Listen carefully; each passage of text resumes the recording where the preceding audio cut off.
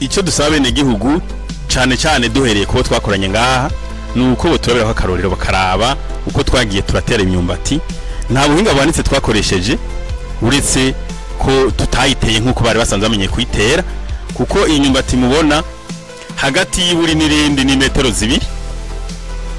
kandi buri ryose turishiramo ibigombo 2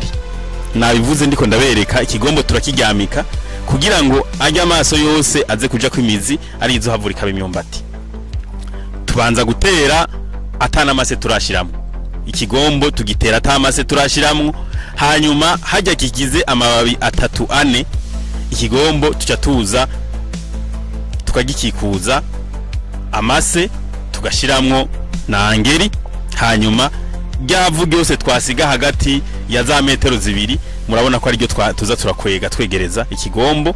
kandi murabona ko dusiga ikibanza ntitwegereza ikigombo ngo tuduze tugira iburi riteretse tugize iburi rimeze nk'irishanje kugira imyumbati ironke ahishorera ubwo buhinga rero mwumvise ko atari buhinga bugoye umwene gihugu ari wese yoshye kubigira iwe kandi